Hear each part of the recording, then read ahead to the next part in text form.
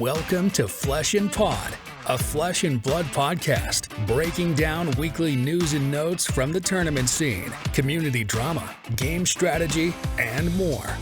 And now, here are your hosts, Darick and Logan. I wish I could put it up. Hello, and welcome to episode 163 of Flesh and Pod. I'm leaving that in. There's no fucking way I'm taking that out. My name is Logan. I am your host. And with me is the man who wishes he could put it up, Darick Oswald. Darick, wow. Pragmer. See, I read that wrong. Yeah. I read that as Pragmer, thinking that you're somehow calling yourself a pragmatist, which is completely off the mark, and I was going to have a big argument, but then I realized Pragmer. That makes way more sense. Yeah, because, you know, I'll just beat you to the punch. All I did this week was think about the things I was going to do in Flesh and Blood. So you were called out, and they're not wrong. Ish, I guess. I mean, you talk about the things you think about in Flesh and Blood a lot. You don't talk about the things you do in Flesh and Blood a lot because you don't do much in Flesh and Blood a lot.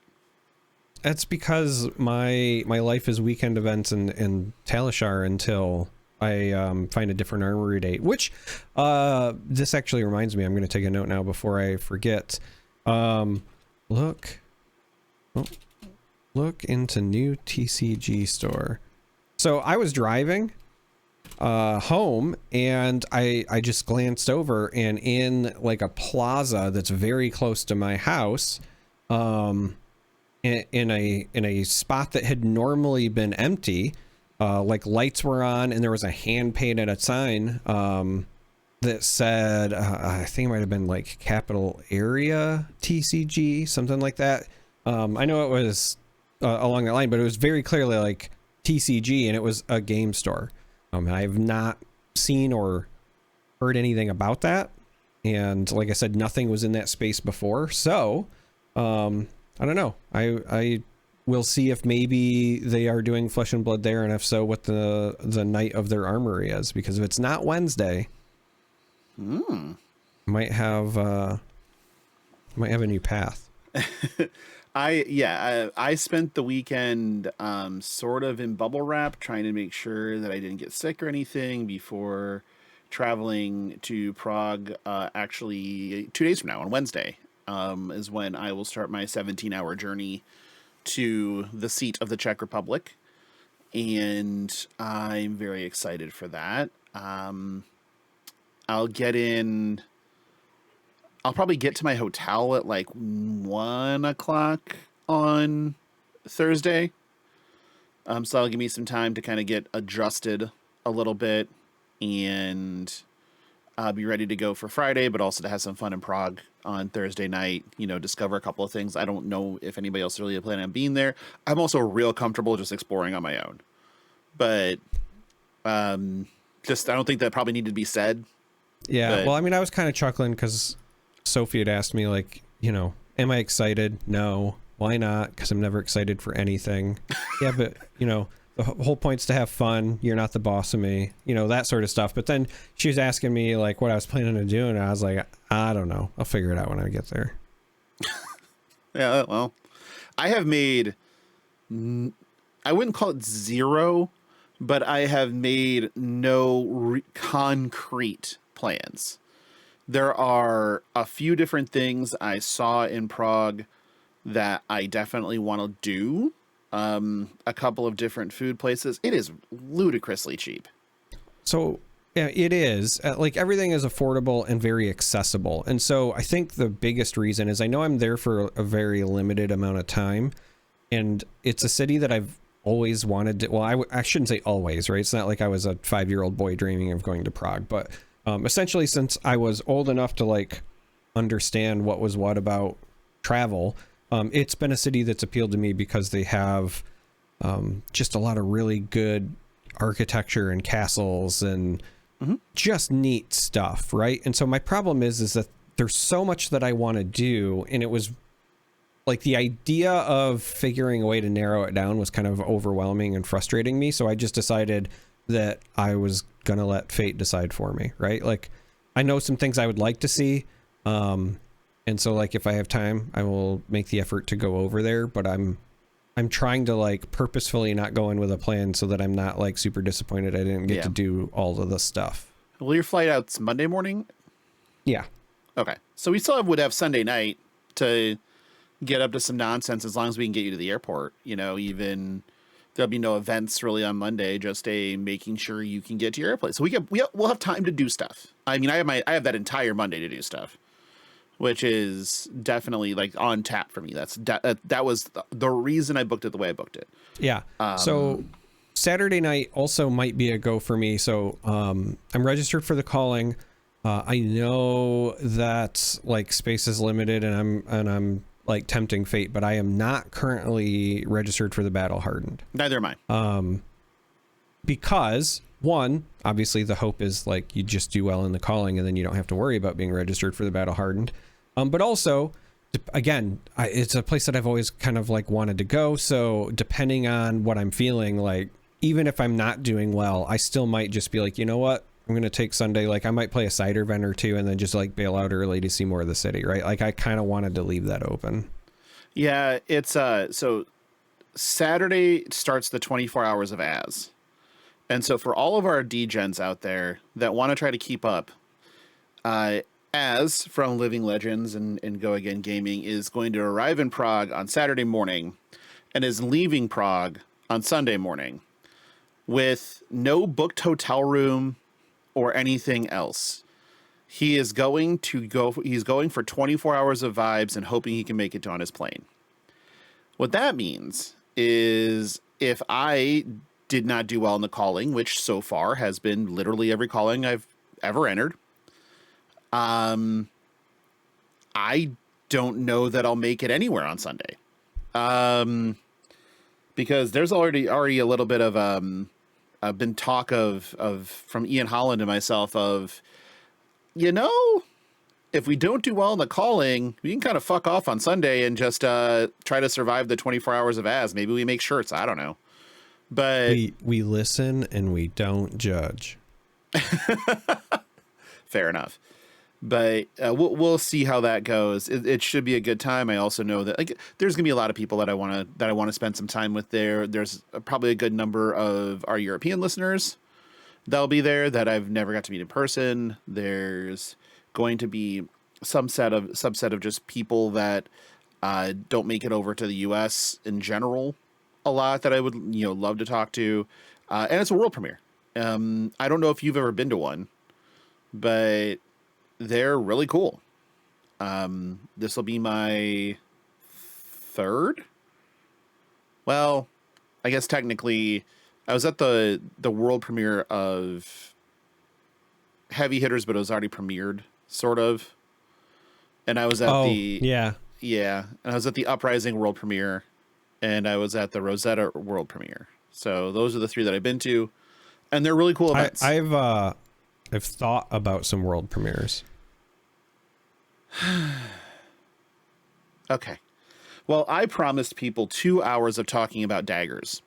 So, I don't know why you would do that. Well, because it's just because I opened my mouth. And we're going to do the quick hits of Battle Hard in Toronto happen. Now, Toronto balled out. They said, Battle Hard in my ass. We're treating this shit like it's a calling. And just showed up. So 200 and some odd person Battle Hardened. I believe it's the largest one ever. And won by Michael Jasser on Zen. Thank God. Zen, and my other note is Zen. I misspelled it. I said Zen Mygo, but Zen Mago before Pro Tour London. It's at Zen's at 895 right now. And the math was roughly 3 points per RTN is what it'll end up coming down to for based on what's scheduled out there. That's only 35 RTNs. And Zen goes bye-bye before the Pro Tour. So it is deeply possible. And in time for all those Zen players to become Syndra gamers. Right, exactly. Or potentially Fi gamers again. who knows? They gave us a lot to talk about tonight, and we're going to spend 2 hours talking about daggers. So buckle up. We're not going to spend 2 hours talking about daggers. Do you think you couldn't fill 2 hours talking about daggers? I think I could. I'm just telling you I don't want to. I don't believe you, but okay. Oh, go ahead. I was going to say, I only want to talk about Assassin daggers, and I don't want to talk about them for 2 hours because my thoughts on the Draconic, Draconic, that was close. Daggers. Well, we've already talked about those. I know that we've already talked about them, but like they're starting to get a whole lot better. Cards are making them better. That much is true. We'll dive back into that, but first let's talk about the Assassin daggers. Okay, we did get those, both of them. Folks, we're gonna talk about our W's again because we put a couple more on the board. As far as we're wrong a lot, usually about the rules, but when it comes to, I think there'll be a card that does this. We kind of get those right a lot. Yeah, Greg, as you're editing this. Oh, Greg's not editing this one. No way. Okay, as you're listening to this. There we go. A, this is your reminder to make that supercut. And yeah, B, we need the W supercut, but we need it as a short. We also need you to put in when we said that there would be a dagger that marks, a dagger with stealth, that likely the dagger with stealth will be one that you equip and you cannot equip it at the start of the game, that there will be a wind-up style effect, aka that you discard the card to mark something, just all sorts of stuff that we were like, hey, it's looking kind of like this, and then we saw it. Yep. So we'll start with Mark of the Huntsman. Once per turn to your resource, attack, go again. One attack, assassin weapon dagger. When this hits a hero, you may choose to destroy this and mark them. If this is attacking a marked hero, it gets +1, so it becomes a 2. Strong. Especially with the cards that are out there. Yeah. So this is strong. When it was first revealed, I'll be honest, I was slightly underwhelmed. Like, I was excited to see the mark part. Because, we kind of already predicted that was likely going to be a thing. But the reason that I was underwhelmed at the time was I was a little concerned about having consistent ways to mark. But after additional cards have come out, we got the rules reprise. We've got the sealed primer, right? Like how to build for limited, etc. They were kind of talking about how when you're playing Arachne, Web of Deceit for sealed or for young, Marionette for adult, when you're playing new Arachne, you cannot like transform in a turn that you've already transformed, right? So essentially you will start as your base hero and then you can become an agent of chaos. And then when that one returns to brood, you cannot, even if your opponent is still marked, transform again, right? So at best, it's a 1-on, 1-off kind of turn cycle, if you will. And so I got to thinking about it and I was like, yeah, it kind of is a little bit of a bummer that you have to destroy the dagger to get the mark effect. But assuming that you're also running cards in your deck that can mark, I was like, really, 2 times a game from your daggers plus the card you play is probably fine, right? Like in a long game, like and again, this is assuming that you do the ideal 1-on, 1-off, which is probably not even always going to want to be the case. But, you're looking at what? You have to do it 6 times across 12 turns, something like that. It could go longer, sure. But I just feel like if you're doing it 6 times, that's your 2 daggers and then you have to find 4 other sources. Like that's not going to be that big of a deck building constraint. So I'm fine with it. But the other reason that it was really growing on me, or the 2 other things that I think are really interesting about this that took me some time to kind of like grow into. One, when attacking a marked hero, the dagger gets +1. And that is not as irrelevant as it sounds, because if you've already marked your opponent, you open up a lot of stuff just when you're on base Arachne, right? So your stuff that has stealth, it's going to get the +1, and when it hits, gets go again. It's going to make this dagger hit harder. So assuming that you do kind of go overboard with your deck building constraints, right? If you have a bunch of stuff besides the daggers that marks your opponent, it makes it not a feels bad if you have to already mark them and then you're still threatening damage, right? So you get to kind of make use of the mark thing outside of just the transformation, which is really important. And the dagger going from 1 to 2 is not irrelevant. Yeah, you don't have the piercing, but it's still something that gets you over the hump for some of those low damage prevention effects, or even like going over top of spectral shields that don't care about piercing. There's a lot of relevancy there. Now, the other thing that jumps out to me that I really liked about the design is, like, on the one hand, yeah, you have to break the dagger, but on the other hand, having a built-in way to break the daggers on the dagger themselves is really important for limited formats. Very much so. Because it's going to be a bit of a bummer if you don't have a way to equip your graphing calculator. Mm-hmm. You know, the graphene, the graphene,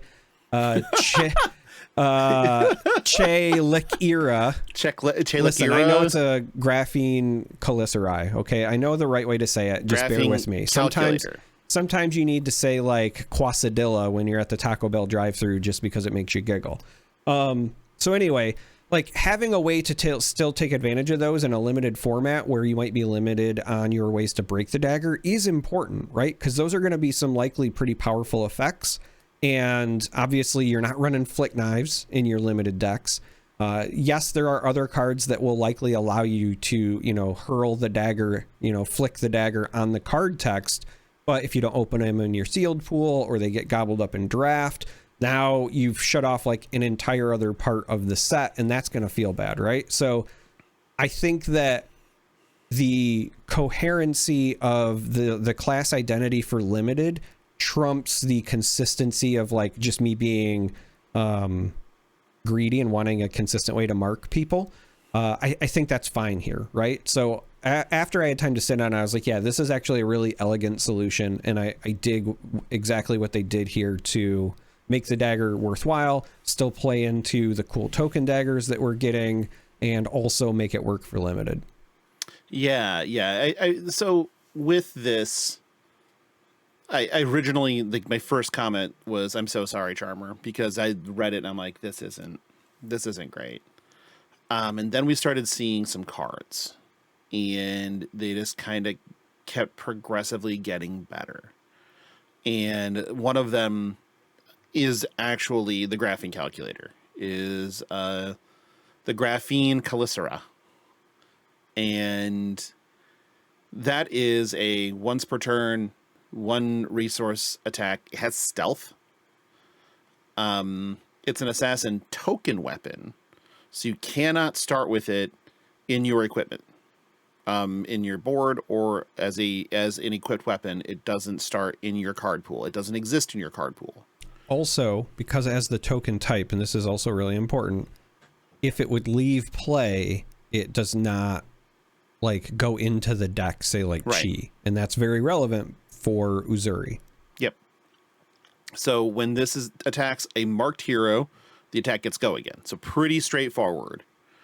But the ability to equip these was like, okay, so we have questions now. And what happened, you know, the next card we see is from the SCG pre-order, which is Orb Weaver Spinneret, which is just a 0 cost attack action, or non-attack action, assassin action, I should say. That first line of text is equip a graphing calculator. And then it's your next attack with stealth. Note it says attack. This turn gets +3 and go again. So that turns, it's a cycle. Yeah, right. So there's yellows and blues. Right. And so you have the ability to just churn through daggers. And that's what we needed to see. Because it lets you know, okay, so when you blow the Huntsman, mark on the Huntsman, you're now just priced into churning through the calculators. But it's not much of a drop-off. It might not even be a drop-off. Especially if you're playing Arachne. Then, just base vanilla Arachne, which is slipped through the cracks, right? But yeah, if you're talking about the adult version of solitary confinement, right? Slip through the cracks. Yeah. Then that one is great because even if your dagger is the opener, then it just gets the go again. It just has go again. Yeah. But the reality is, this is so good as well because it still turns on so many of your cool like stealth pumps and things that threaten on stealth, but consistently every turn with a dagger. So it becomes the like, are you going to let this through? And if so, what's going over the top?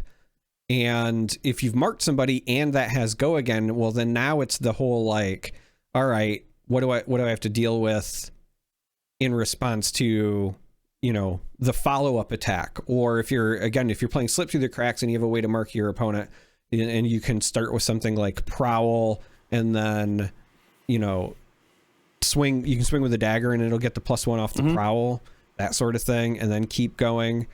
There's a lot of ways where you can make your opponent like not feel safe, and I think that's kind of the point. But it also, just as a callback, it really ramps up the value of cards like Tarantula Toxin, which, I was already highlighting, and I was saying, hey, that's my Chekhov's gun for there's gonna be a dagger with stealth. But that card becoming a 0 for 6 is incredible. Right. And there are so many pieces of the puzzle to this set, and I really appreciate everything. Like, there's so much thought that obviously went into this, and to make it so you have basically 2 daggers that are both relevant to the assassin class and to both versions of the hero within the assassin class for the set is beautiful. I'm a big fan. So stealth is, already a keyword that we kind of have to keep our eyes on. Conditional go again is already really good for this.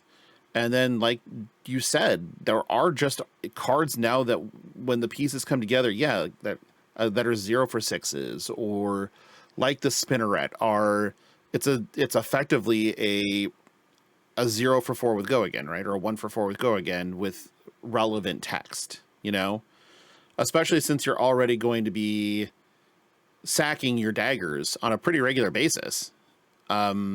To get extra damage with cards like we've seen a ton of spoilers today, so we're just going to talk about some things that we've seen. But the card we were talking about earlier was Bite. It's really simple. It's a very elegant card. It's just a 0 cost, 3 attack with stealth, 3 block. When this attacks a hero, you may have target dagger you control deal 1 damage to them. If damage is dealt this way, the dagger is hit. Destroy the dagger. Yeah. Okay. So you can just have your Mark of the Huntsman hit. This doesn't have go again, but you can give it go again via certain things. Or it's a good chain ender. Yeah, and at the end of it, if you want to throw your dagger and make sure you do get the mark on them, great.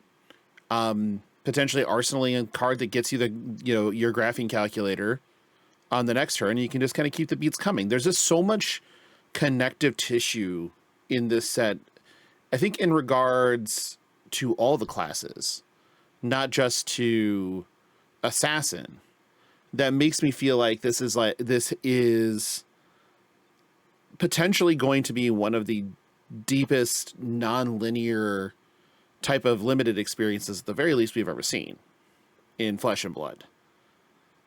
Well, and it's also really going to open stuff up as far as like deck building goes for constructed with Assassins, because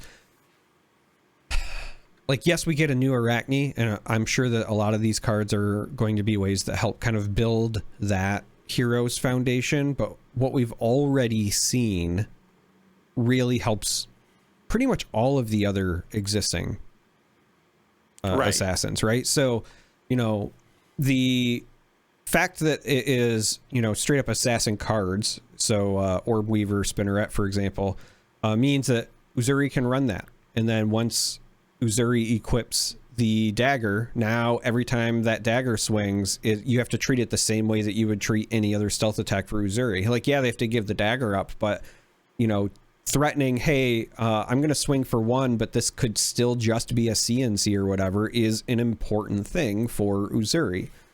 Similarly, some of these like disruptive tools, right? So we've had Mark of the Black Widow that was spoiled, right? If you're not familiar, Mark of the Black Widow, it's a red, yellow, blue. The red is 0 cost, stealth, 3 attack, 3 block. But when it hits a marked hero, they banish a card from their hand. I think, obviously, this is going to be one of those cards that's going to be featured in New Arachne. But because this is a cycle, I could also see a world where if New ends up fitting in a couple of ways to mark an opponent, running the 1 cost or the 1 attack blue one and being able to throw a Justinic on it is still a way to peel cards from hand. And it's really something she was already doing as part of the game plan. And even if it doesn't make its way into New, like New Arachne can also do that. What I'm actually waiting for when we get Josh Scott on, I can't wait to ask him specifically about Justinic, because what I want to know is whether you can still give attacks text if they are not the active chain link. Because I was envisioning a situation where you swing with your Graphene Calicerae, right? Calicerae, I think, is singular. So you swing with that, and let's say it has go again. Now you go to the next attack, and I throw down, a 1 attack stealth, right? So we'll say the new Mark, right? Sure. Mark of the Black Widow. If I just a nick and I choose to give +5 to my attack action card, can I give the dagger, even though it's not the active chain link, still the text? Because Justinic says target attack with stealth when this hits a hero, banish the top card of their deck. Because if so, I want to be able to do that back to the dagger and then use Flick Knives on the dagger, because that would count as a hit, and then you get the banish. So when he comes on, I want to ask about that. I feel like it should work. So you can target with things like Drop in the Ocean and stuff like that, you can target previous chain links. Right. So, That's I feel like it should work. But I love that idea because, especially in like longer fatigue games, being able to not put it on the thing that's being blocked out, but instead putting that banish a card from the deck on a flick trigger, especially. And I think about this a lot because I play a lot of like OG Arachne, where fatigue is usually your primary game plan. Like that's really relevant. And so I'm kind of excited at being able to flick a dagger and still banish a card. Just so ludicrous.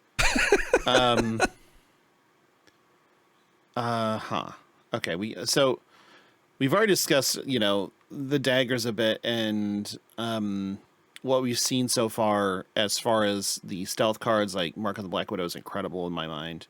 I also really love Reaper's Calls. Like just the windups are 0 cost attacks, and it's going to be a 3-2-1 rainbow, right? Yep. All block for 3. All block for 3. So blue block 3s are never bad to have, as we've always pointed out. But we're both terrified of Syndra. Because as we were recording this, there was another reveal. Did you see that? Ignite? And I'm just like, cool. Well, it is cool. The art on Ignite is gorgeous. It's sick. Like, I love it. That needs to be a playmat at like minimum at some point. Yeah. Oh yeah. So a couple of quick things that like I noticed that I was like, okay, we're doing the thing now. We'll give Fang a little bit of run. I know we talked a lot about Draconic warrior attack reactions to make, because of the ability on the Obsidian Fire Fang or whatever it's called. We got Endear Devotion, which is, one quick aside here. The Draconic warrior card frame is the coolest card frame. You can't convince me otherwise. It looks so good. But I digress. This is going to be a rainbow since it's a rare. It's a 1-cost attack reaction. Target dagger attack gets +3 attack. If you control 2 or more Draconic chain links, create a fealty token. It already cares about fucking fealty tokens being stacked up. Mm-hmm. Great. Like, so it's basically pumping a dagger, making it doing exactly what the Fire Vein wants you to do, which is gives it another +1 and go again. So that's just basically a 1 for 4,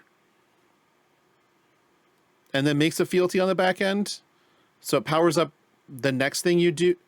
At any rate, and that's going to be a rainbow, and you're going to find them readily in limited.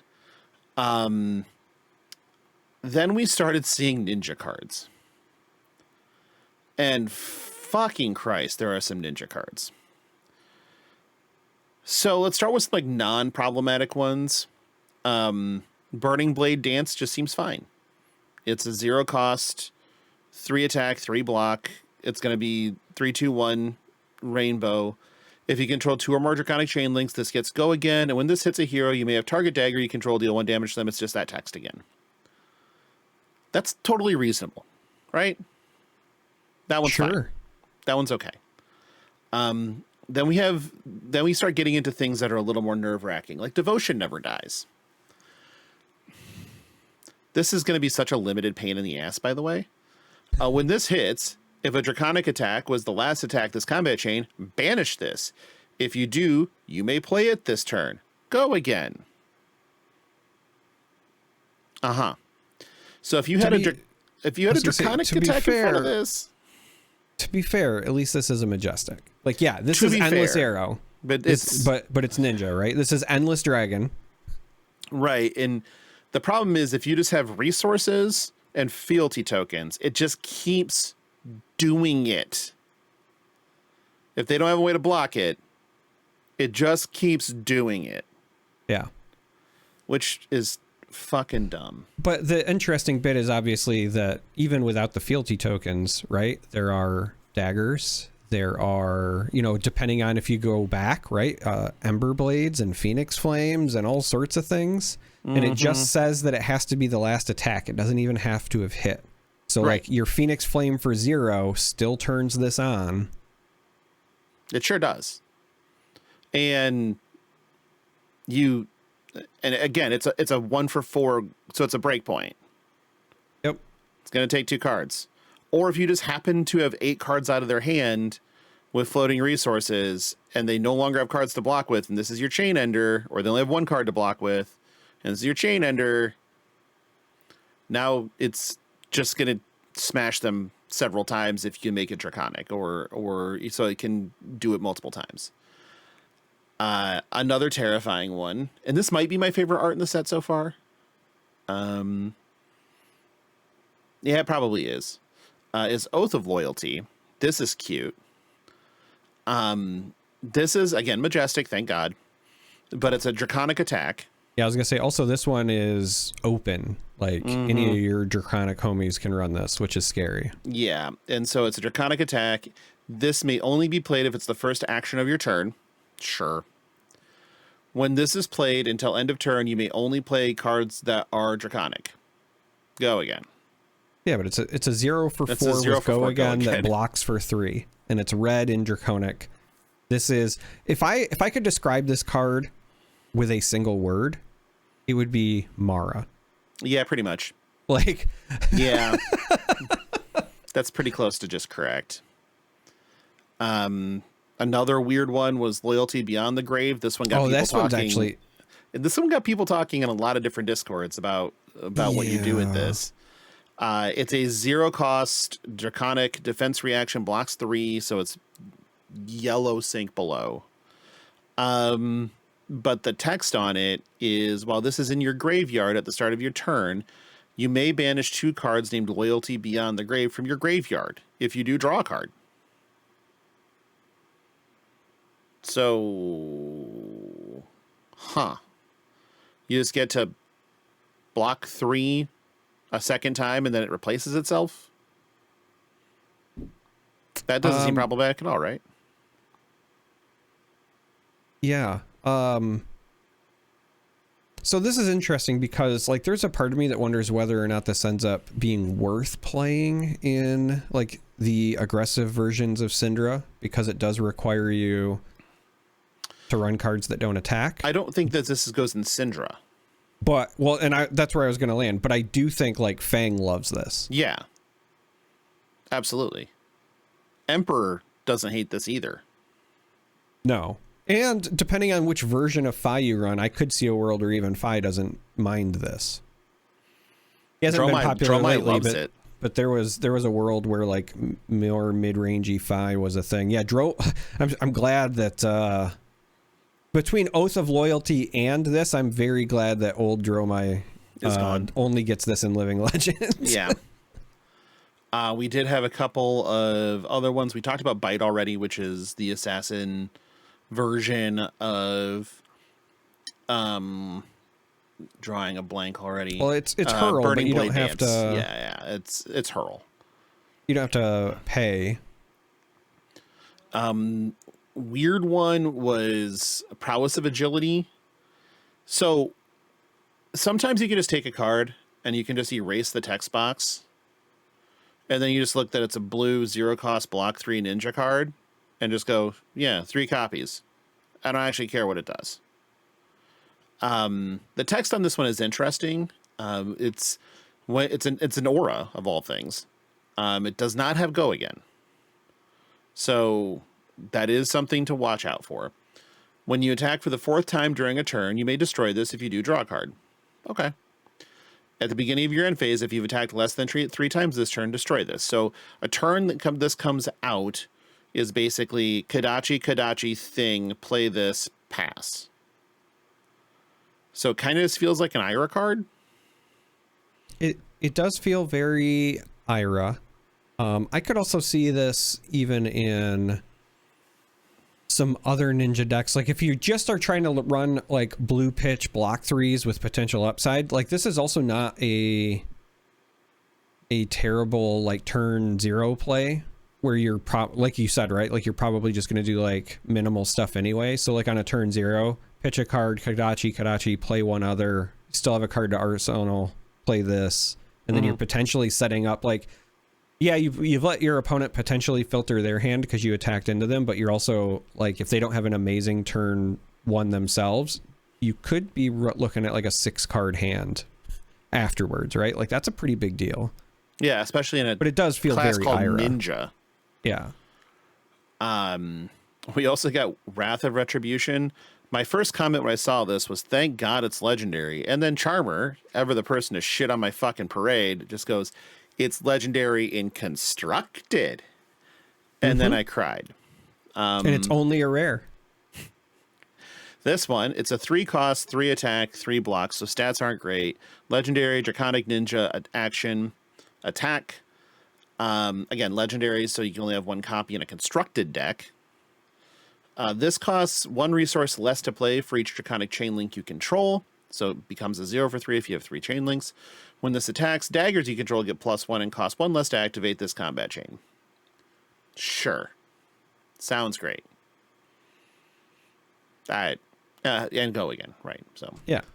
But sure. It's Draconic, and that's important because like when you're trying to do your super cool pop off and you're like, okay, I'm gonna open with Oath of Loyalty and then follow it with Blaze Headlong and then swing some other 0 for 3 go for again, then I can play that and then swing with the daggers for free and they get +1.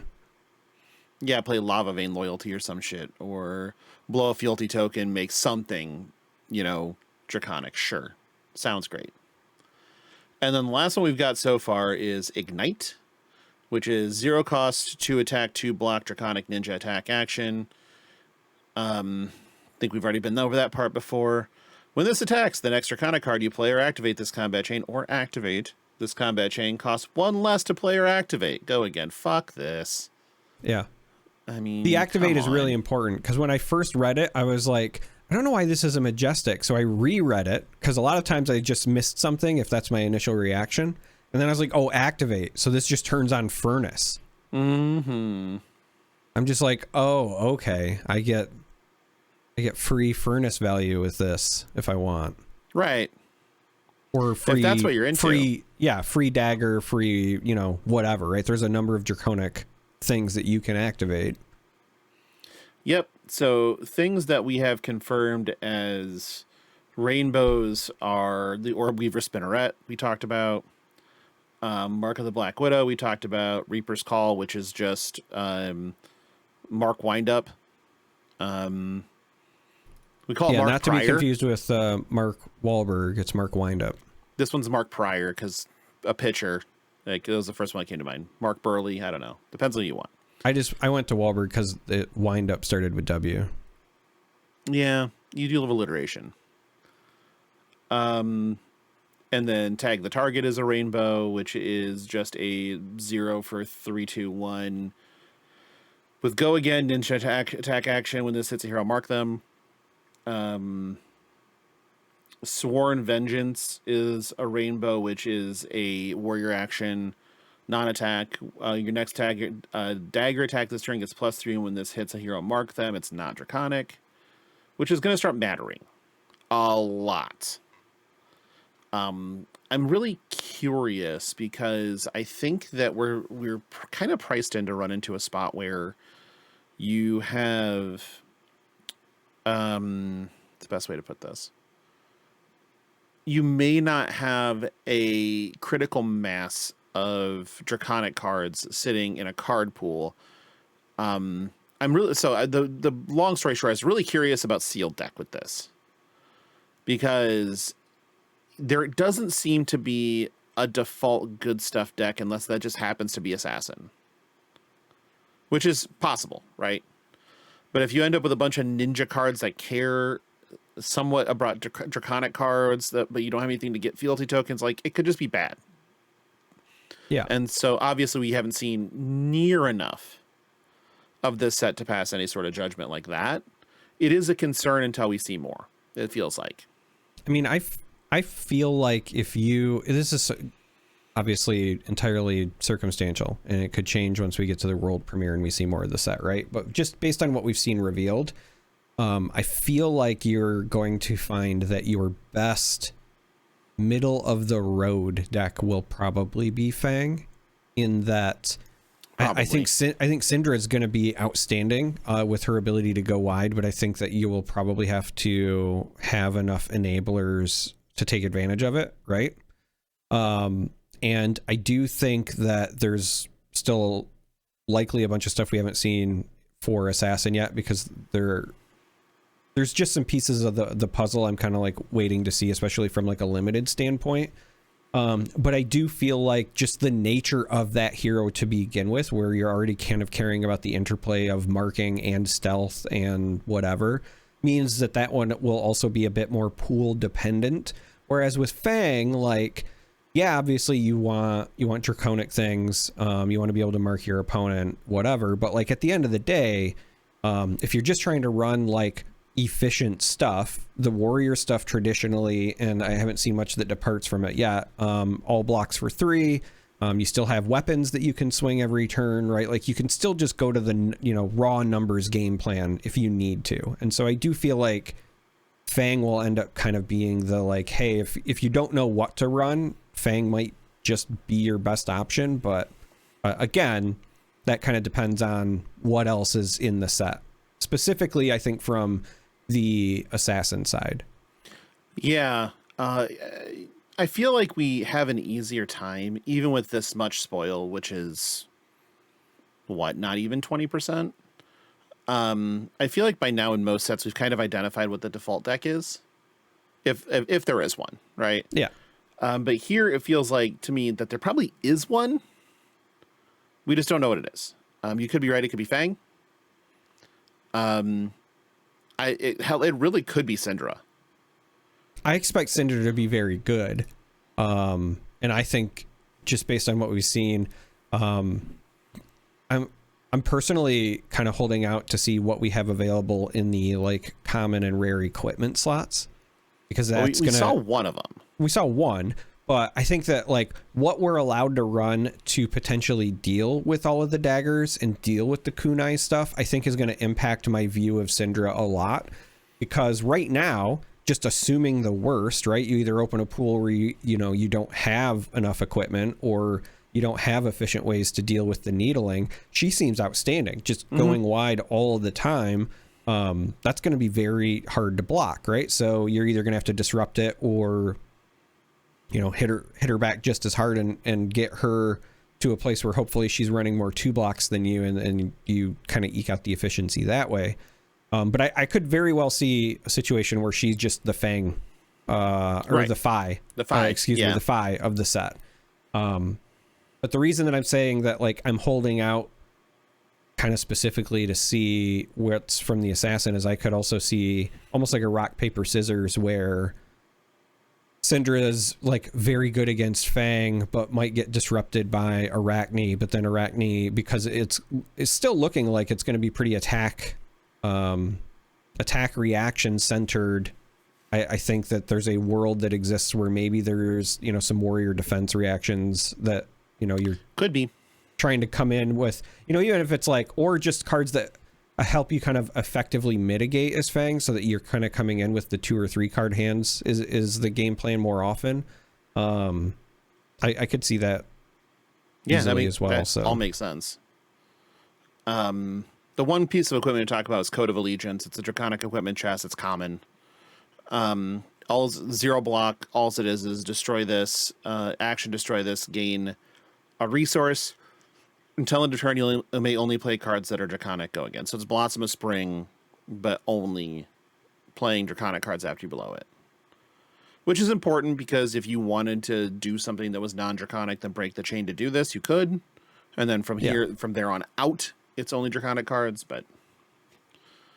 There is also, we don't know yet if it's going to be a cycle, but when I think about play styles and what a Fang, if they're trying to ride that land, I'm kind of envisioning would run. There was that one generic defense reaction that cared if your opponent was marked. Lalo. Yeah. And that feels like because it's a yellow already, right? So that could pay for like either a dagger and an attack reaction, or 2 daggers or whatever, if you're using it for the pitch.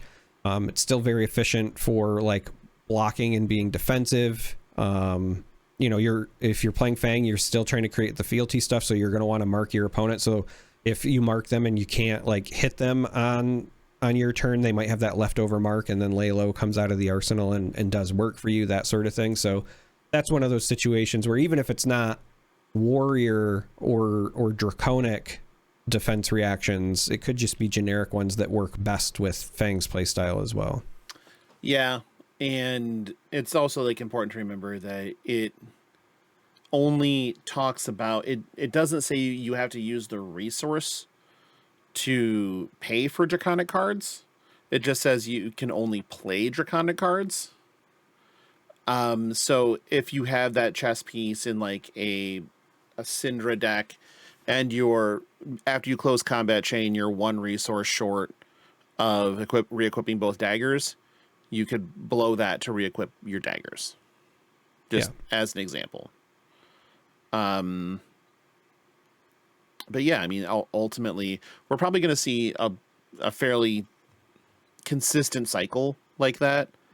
I am really intrigued by what they're going to do for Assassin equipment, though. I'm intrigued by what they're going to do for Assassin equipment at all rarity levels, right? Because obviously we also haven't seen some legendaries for any of these classes, and when we think about, well, from this set, obviously we've seen legendaries in the past, but you know what I mean. Yeah. But like when we think about playing these for constructed, that they're all going to have something that is likely meant to be some sort of like linchpin piece. Obviously Flick Knives has like, stonks value right now. Let's look. I don't think that they're going to lean into just that, right? Like I expect stuff from this set to be relevant. But I do expect common / rare equipment, especially for the limited play, to be important for the class identity. the interesting bits for me, if I'm being entirely honest, are what are going to be available, and maybe they're all going to be like majestic or even just rares and higher, but what we haven't seen a lot of yet are chaos talented stuff. Right. And so like that's where I'm wondering, you know, what's up with that, you know, is that going to make a big impact in the limited pool or not? I'm thinking that that's what points you in directions to a degree, but we'll kind of have to see. It feels like there has to be some amount outside of the rare slot and above. I just don't know how much, you know, because you can just have assassin cards, and that's fine. Not everything has to be chaos talented, and it still works. Sure, but similarly, like it's interesting from a design standpoint. If you wanted to have stuff in limited that's still only playable by Arachne, you could give it chaos and assassin, or you could just give it chaos, or you could just give it assassin, right? Arachne in this set is the Icelander of Uprising, in that it's only, you know, the single member of its thing, right? So like that's fine from a limited standpoint, but then when you're thinking about adding stuff to the class as a whole, you know, we went from having Arachne be the only assassin, you know, Arachne marksman, to there being a number of them, and they all kind of have, you know, similar but still very differing and unique play styles. And so what are they going to do to make this new Arachne stand out? And one of the ways you can, you know, do that is with the chaos stuff. And again, I'm also not lost on the idea of Slip Through the Cracks also has the chaos talent, and so I would expect something there. Again, it might just be at majestic levels or whatever, but I'm most interested in that because we kind of don't know, like we all have our guesses, right? There's a lot to infer, but we kind of don't know what the identity of the chaos talent is, right? When we got our elemental talents, when we got our light and shadow talents, even with the, you know, Mistveil stuff, it kind of all kind of felt like, hey, this is the vibe, this is the theme for these talents. And then we also had like a lot of that to work with. And this is an instance where we have like what, one card so far. It's Spurlocked that has the chaos word for deck building. So you know there'll be more though. I mean yeah, obviously, but like I want to know more, right? I want to know more about what like the identity of the chaos talent is. Would you like to know more? What's the cheapest verified seller flick knives on TCG Player right now? What's the price? I haven't looked, and I'm afraid to guess. I'll say, so we're talking like what? It'd be rainbow foil. Rainbow foil. This is, I'm gonna say $83. 86. You were really close. Whoa! So I almost said 78, and I was like, you know what? I always tend to guess low. I'm gonna throw $5 on it. Now let's do cold foil. Cold foil? 127. 129. You are fucking. You are on fucking fire today. Damn. Okay. All right. I love it.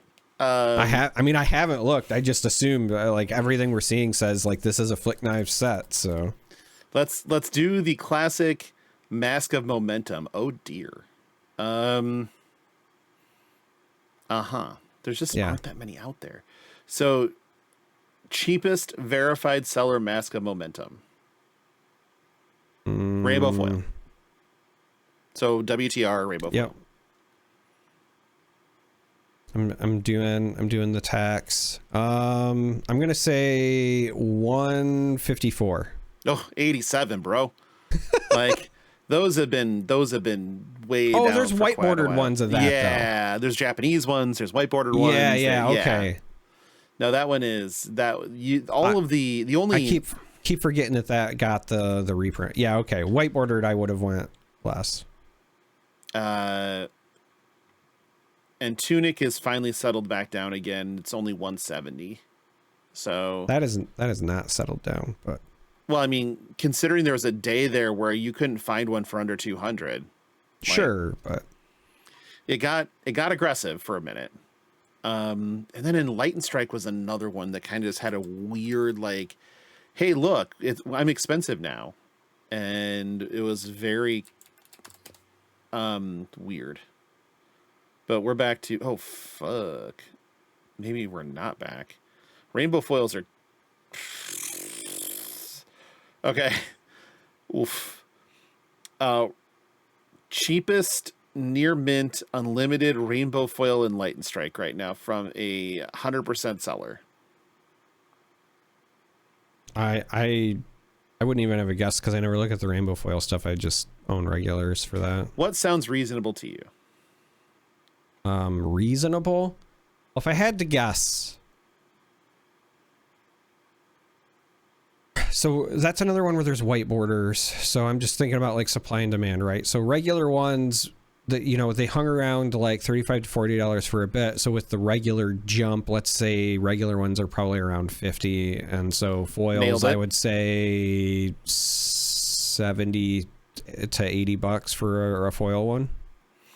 Your cheapest unlimited rainbow foil Enlightened Strike from a verified user with 100% feedback is $240. That's got to just be because there's none on the market then, right?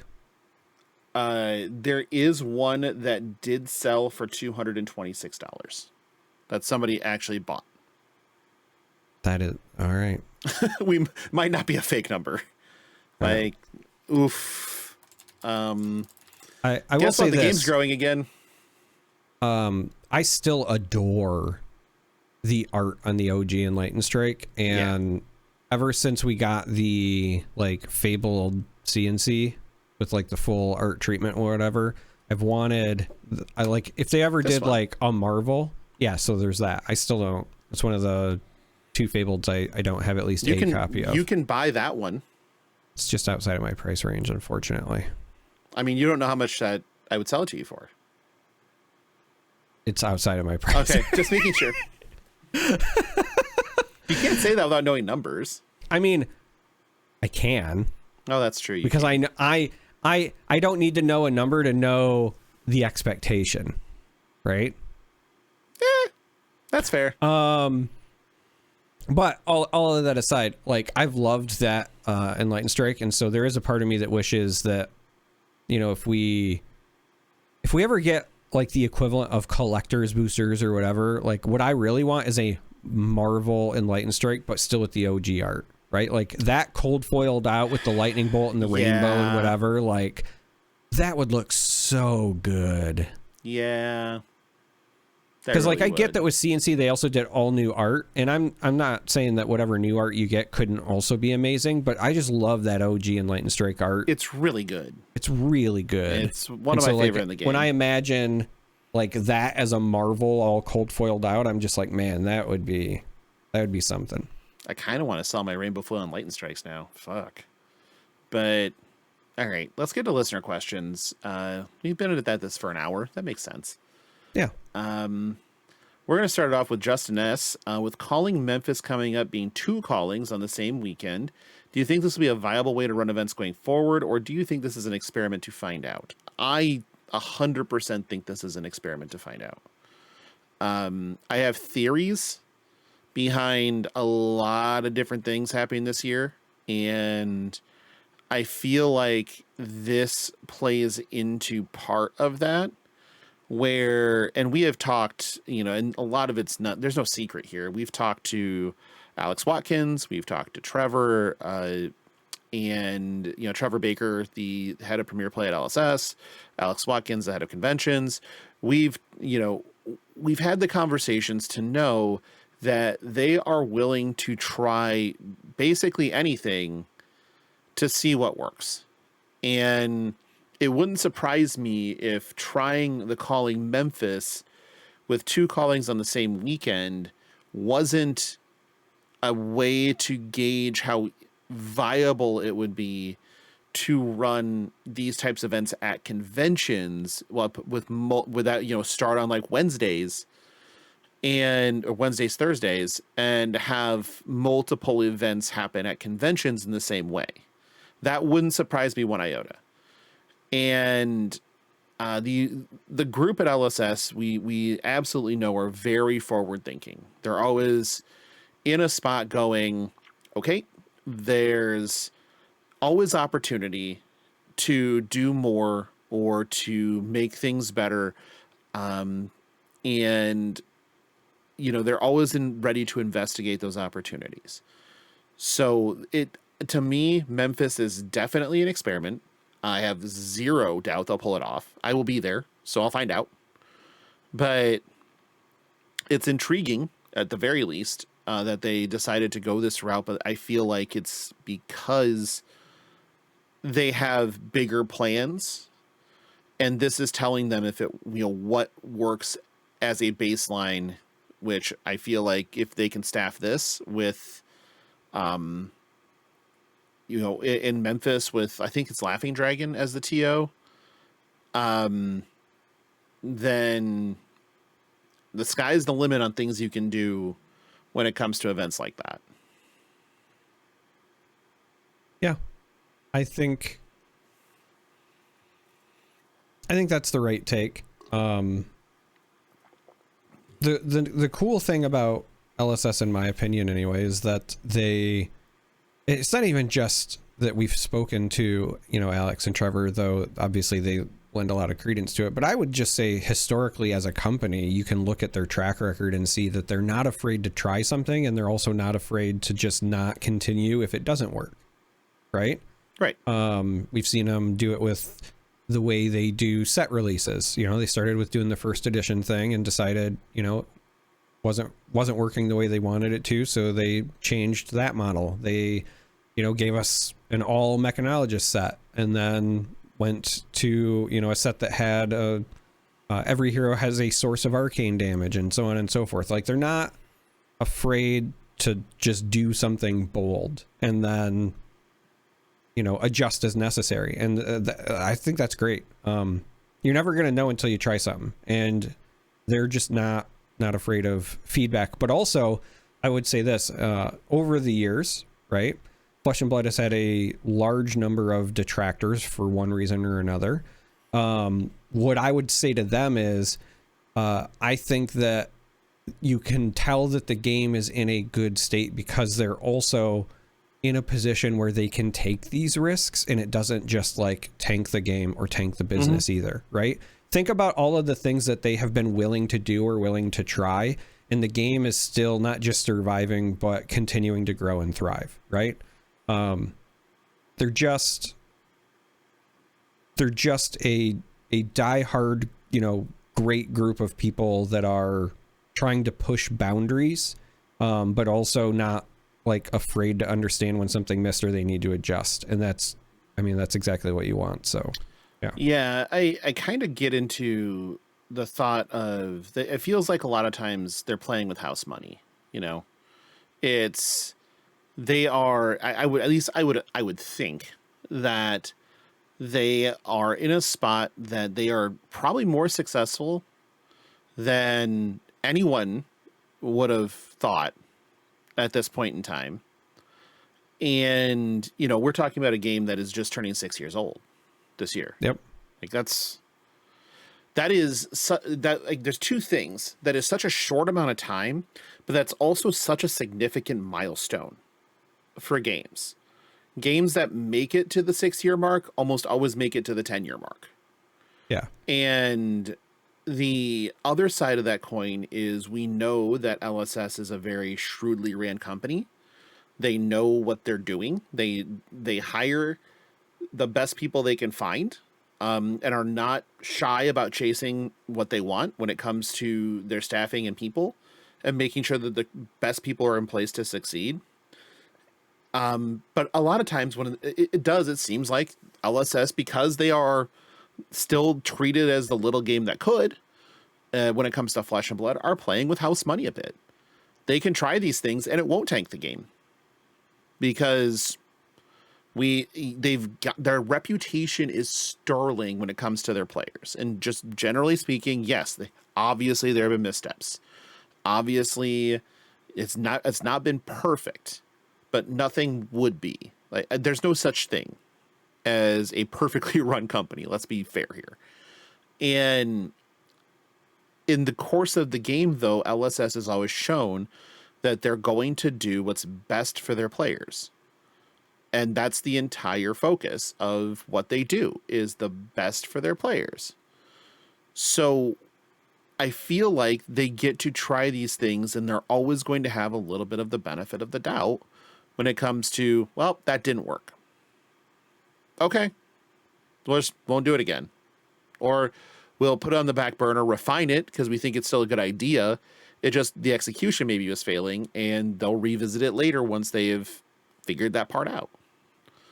But when it comes to Memphis, I think that this is something that they've been thinking about for a while, and I have zero reservations about them throwing that. This will be a hell of an event. This will be fun. Charmer, why aren't you going?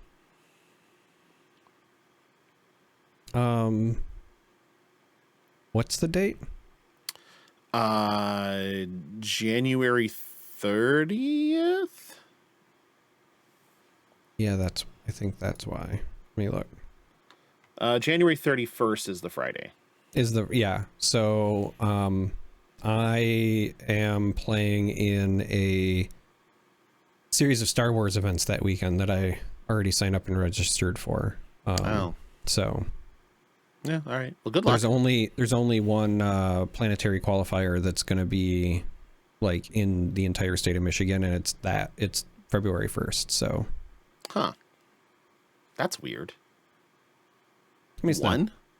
Yeah. Oh, next question's from One Hit Wookie. Still love that name. The Hunted Blitzbox was the original young Arachne in it, according to the art on Fab's website. Do you think that he'll be draftable with everything he can use legal for the Chaos Arachne? Do you think there'd be a reason to use him over the Chaos version? The answer is no. He is not available. If you look at the Hunted Primer, it lists Fang, Syndra, and Arachne Web of Deceit. It doesn't list young Arachne, like the original young Arachne, or Arachne Solitary Confinement, either one. Yeah.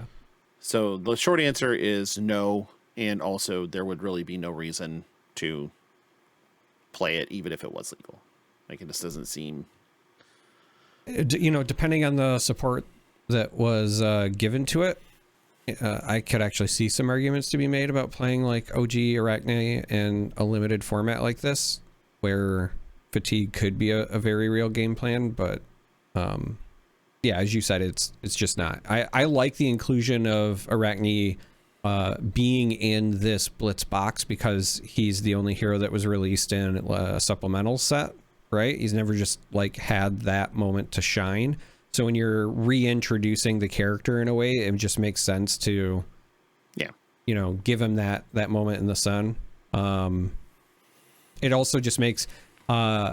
Mistveil had the 3 decks or whatever, but in my opinion, if you're just also trying to have your Blitz box potentially double as a UPF box, it makes sense to have 4 decks, right? So also throwing him in there, I think, makes for a fine like secondary UPF product as well. Yeah, sure, absolutely. Last thing on the list is from Sleeper Jackal. Now I'm gonna make a man cry because. So when we started the show, 163 weeks ago, we did it with the idea that we would, we'd do it for a little bit and we'd have we'd be happy if 100 people listened. We'd be like, shit, we said we'd be happy if 20 people listened. And we'd be... Not me. When I came, I wasn't here at the start, and I want it to be clear. When I came on, it says in my contract, we have to have a minimum number of listeners, or else I will keep doing it every week. Yeah, and that's why he keeps doing it every week, because we've never eclipsed that number. But in that span of time, we got that first episode out. I think we, in the first week, we had 10 or 15 listens. We had a Discord set up already. In a lot of ways, we just call him the Jackal. Always did. Or Abby called him Sleepy. And he was in a lot of ways the first fan of this show. So everybody kind of has that, first person that felt like they gave a shit about what you're doing. And for us, that was the Jackal. For us, that's this person. They bullied us into opening the Patreon. We never were going to open one. And basically, he just needled us endlessly until we did it. And then he was the first one to sign up. He acted as like an unofficial mod in our Discord. He would just move conversations around. He was relentless when it came to that. And if I'm being quite honest, the show never would have carried on in the way it did if it weren't for the effort and the care that he put into what we were doing. He made us feel like what we were doing had value. And since then, we've had a lot of people, you know, that have come and gone in a lot of ways, and they have done a lot to reinforce that to us. And that's fantastic. And I love that we have any sort of impact whatsoever. But I think it needs to be said that when, you know, even though we do have some form of impact, there are also those who have impacted us. And the top of that list is the Jackal, because without the Jackal, there wouldn't have been the show wouldn't have kept going. So when he messaged me last week and said he's coming back, I was like, oh shit, perfect. So immediately joins the Patreon again, and he's just leaning back in, and I can't, like, I'm so excited to have him back. He's already in the Discord, making mistakes by buying a Leviathan list. He's right back to where we started, but he's a human treasure. But he did bring up something that we really haven't covered before. And because he'd quit playing and to play more miniature gaming, 40K and stuff like that. And so he kind of left behind. He would check in every now and again to find out if an Earth Brute was printed yet. And the answer was no. And so he would disappear again. But the question he asked, when he reached out to me to say, hey, I'm coming back, and the question was, where do I start? It's like, we have talked about where new players can start from multiple times on this show. We've really never talked about what should an formally enfranchised player do to restart playing Flesh and Blood. So what should they do? It's a great question. Tune in next week to find out. Fucking asshole. You know, it's a fair question. I think it's a legitimate question. If somebody was like, hey, I used to play and I want to get back into it, where do I start? Right. And then we were just at a store, right? It's a conversation. What I would say in that conversation right out of the gate would be, what did you enjoy before? Not what did you play before? Because I think one of the important aspects that you have to remember is that this is somebody who played the game and left. You don't know if they left because they weren't enjoying the game or if it was other circumstances. So to me, it would be, what were you enjoying before, right? When you did play the game, what were the parts you liked? And then depending on their answer, then I would probably point them at whatever current heroes played similarly. Now, it doesn't have to be the exact same, but, you know, if they said like, you know, I really liked playing Fatigue, or I liked playing Disruption, or I liked going really wide, or, you know, I used to play Chain, what's, you know, my Runeblade fantasy now, or, you know, and then I might say like, well, when you played Chain, did you really like, you know, the Runeblade part, or did you like the, like, play 10 cards a turn part? Because people played Chain for different reasons back then, et cetera, et cetera. But if it's somebody who's played the game before, they at least have that prior knowledge that you can lean into. And if you're a new player, you know, just coming back, right, listening to this, that's where I would start. I would say, like, what was it that you enjoyed the most before, right? So like me, when I started playing the game, I was drawn to Chain because I got to play a bunch of cards, and I still like that. I like using my whole hand to do the thing. And I liked playing Bravo because I made my opponent discard cards, and when you only have a 4-card hand and there's so much tension, even making them discard a single card is a big deal. Those are the two things I liked. So when I started playing the game, what did I do? I played Chain and I played Bravo. And that's why I think I love Assasin so much, because I can still do both of those things, but all within a single class, right? I can be disruptive, or I can like be aggressive and do all the things if I want. You know, if you're somebody who before you liked heroes because of their aesthetic, then I would ask you, you know, what those heroes were, right? So in the case of Sleepy, if they really liked Levia because they wanted their, you know, goth dommy mommy, great news, she's still around. You can be Rhea Ripley in Flesh and Blood still. Like, that's a thing you can do. If you liked, you know, again, Chain before, I might say like, hey, we haven't got our Chain replacement yet, but you could look into like Vincent. You know, Viserai's got some new tools and he's doing very well. So, you know, the second question, so the second question that I would ask after this, you know, what did you enjoy? What was it about it that you enjoyed? Would then be, are you looking to be competitive or just like have fun at armories? Because that's also going to impact it. And that's a great example that I just said, right? Right now, if you're somebody who's like, I'm really into Runeblade, but you're like, I want to be competitive, I would say, well, then you probably want to be on Viserai because he's getting like really good performances lately. But if you're okay with, you know, having to work harder, or if you're okay with, you know, venturing into unproven territory, then like Vincent is still a really cool puzzle to try to solve, and it can be rewarding. But it's just like you're more likely right now to have success with Viserai. So yeah, I think that's, you know, where I would start if it was a conversation.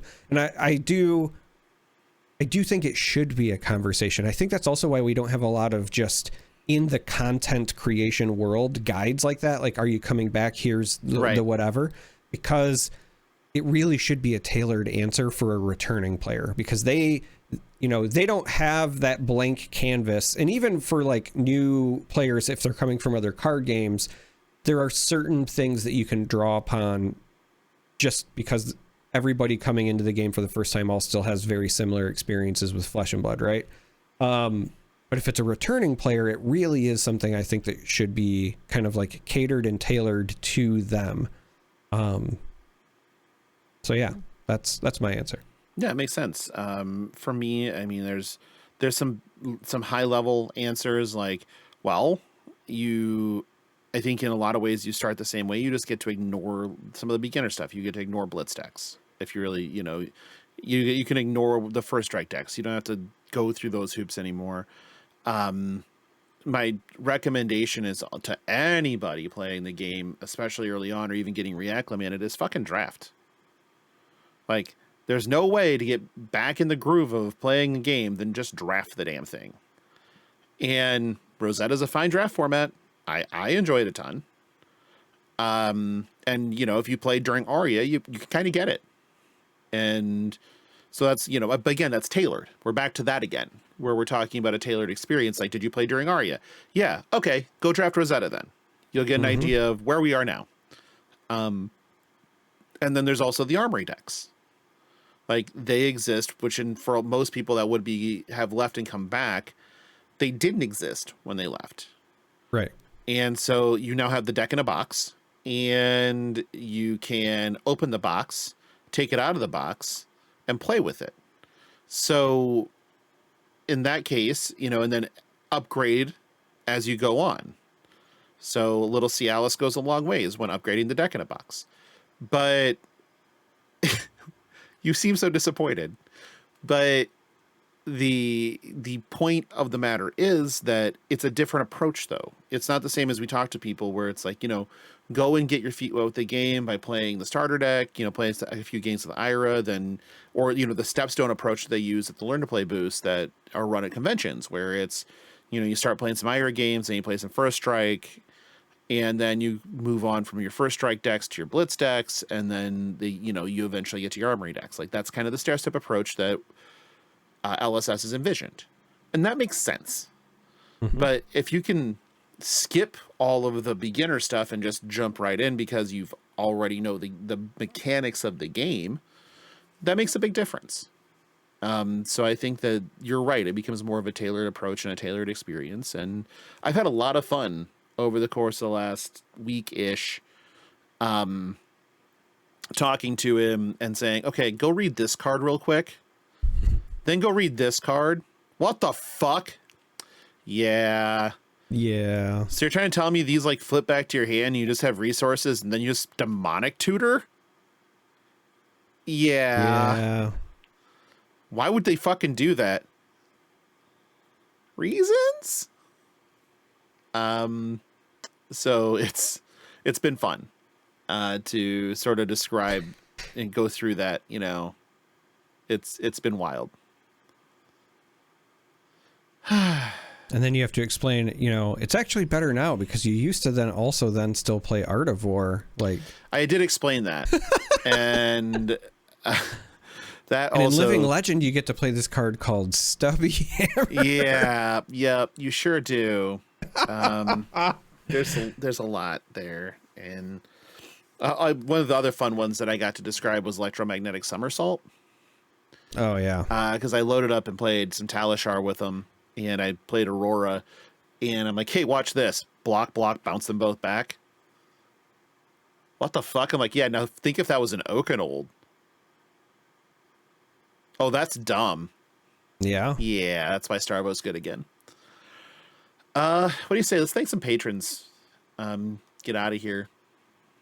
We got some Thank Prague, you, Sleepy. We got Prague to think about. Oh, he's going to get a thank you because he is a patron. I know, Look, I know some of the patrons, right? You always have the list, but I know Sleepy now. Sleepy Jackal, thank you. Syndra. Yeah. He jumped in on the Charger's Papa Chamber Mike. of Charcoal tier, though. So in 2 more months, he's going to be a guest on the show. And Matt is a month away from having a guest shot. So money where my mouth is, right? I was just trying to do stuff by memory, so I had like Papa Mike. Not bad. Papa Mike's on there. Yep. Lance, good thrust. Yep, you got it. Like you're doing it. You're not all the way there. So we're gonna thank our associate producers, Andy Sindra. You already mentioned that one. Jacob and the Salty Sea Cat. For our executive producers on up, we have Blaze Storm, value member of the Patreon. Diana, the green cosplayer, new to the Patreon. Thank you for showing up, and thank you for the juice hugs too, Lena. That was very kind of you. No, Lance, good thrust. But we gotta keep going. Matt Tutokes, Makaya, Poxanus, Sergeant Isbjorn, Ventox 18, appreciative listener, Chris, Philip, Rich, Sergeant Swanson, and then Matt and the Sleeper Jackal. If you are interested in becoming a member of our Patreon, go to patreon.com/fleshandpod. Link is in the show notes. There are 6 tiers to choose from. Any paid tier gets you into FAP After Dark. We'll be doing one after Prague. So we'll get back, kind of get a beat, to get our wits about us again, and then hop on a live show before Memphis, which Bryn will be at, along with myself, while Darick plays with Star Wars cards instead of us. I registered months ago. I know, I get it. If you need to reach the show, you can find us on BlueSky. Just search Flesh and Pod. You can also just send us an email at fleshandpod@gmail.com. Easiest thing to do is join our Discord. It's free. You don't have to be a member of anything. You can just join and talk shit with us. It's fun. It's a good time. There's a lot of people in there that are always down for a good, spirited conversation about fucking nothing.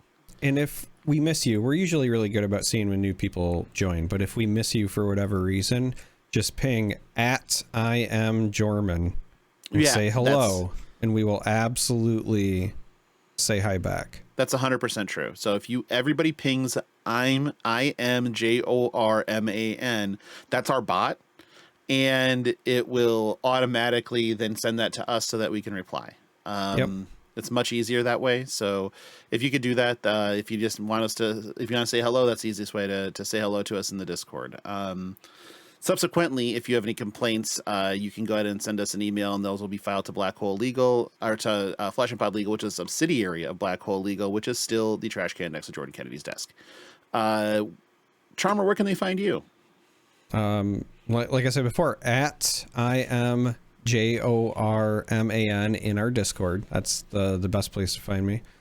And besides our Discord, you just charmer.com on the old BlueSky. Yeah, it is. because you can be a domain name. Yeah. Which I need to switch ours because I do own the domain fleshandpod.com. So I could be fleshandpod.com on BlueSky. I just haven't done it because I'm fucking lazy. Plus, I've just been buried in shit to do before leaving for Prague. I had to make sure that I had my Dagon sleeves ready for limited. They're right here. They're beautiful. They're nice and uwu for those who are into that type of thing. I've got to make sure I take this CNC so I can vendor it, and a blank deck box for I really some wish artists Dagan was going with us, but I understand he got stuck babysitting. It's hard when you have new kids, you know.